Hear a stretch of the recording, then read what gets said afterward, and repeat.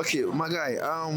Which team do you support, and what be your expectation for your team this season? Okay, I'm a FC Barcelona fan. Okay, yeah. As for the expectation, yeah, a lot of expectations. So particularly, already we are doing well. So the next thing is just for the Champions League.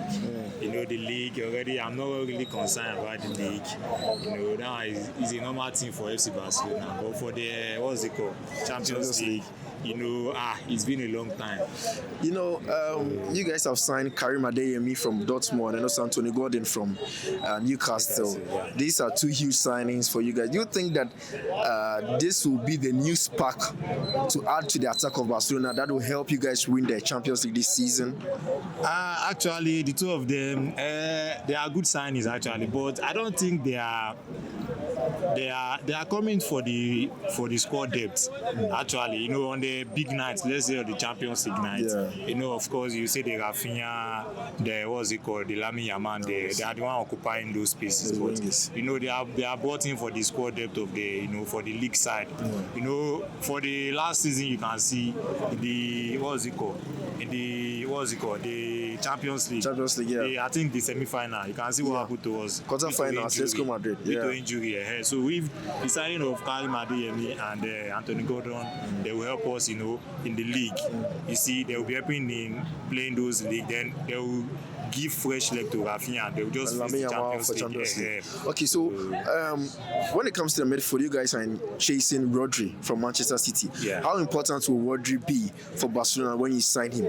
Will he be the final puzzle to help you guys win the Champions League if he comes? Of course, yeah. You can, you know the quality he possesses. At least, should I say, the best midfielder in the world? Yes. He's in terms of center defensive midfield. He can occupy everywhere in the midfield. So, and again, he's coming for at least, you know, squad depth is very important. And in the big nights, you know, the knockout stages, the experience is there. So we need him.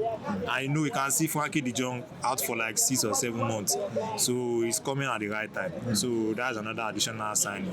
That's very good. What about Julian Alvarez? Barca in talks with Atletico Madrid for him. It looks like a complicated deal that Atletico Madrid are not ready to sell him this season. Yeah. Do you think Barcelona should look in for another attacker, or they should still put a chase to Julian Alvarez? And also, do you think that Julian Alvarez, you know, Barca desperately need a profile striker like him that will really help them in the Champions League? The Julian situation is very complicated at this situation. You know, the Atletico Madrid, I don't know. Me personally, I don't like when a player you are having dragging, you know, I don't like it. I like if you want to buy player, get the player. But for the situation of the Alvarez, you know, we need a striker.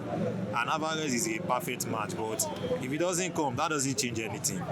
We can see PSG. PSG won 2 Champions League without the prolific number 9.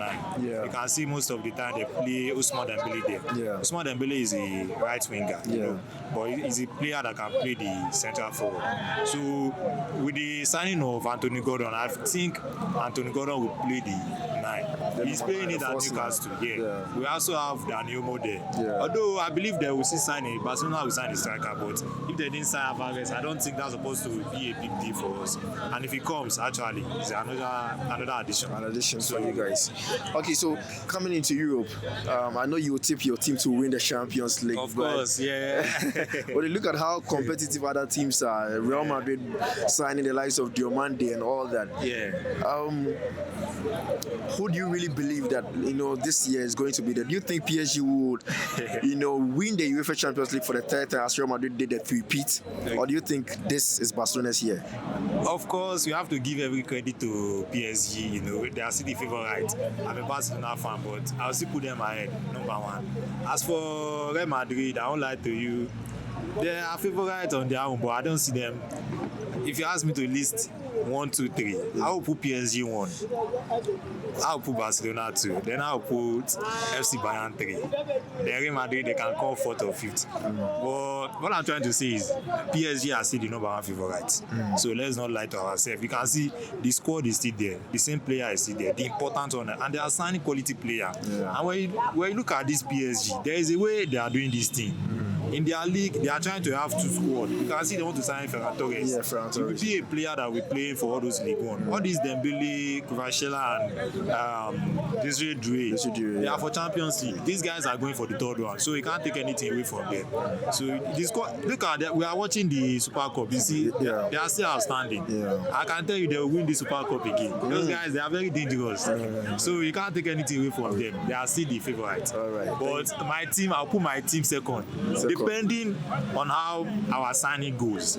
She understands. So Yeah. but we can't tell anything can happen, but they are still the favourites. Sure. Thank you so much. Yeah.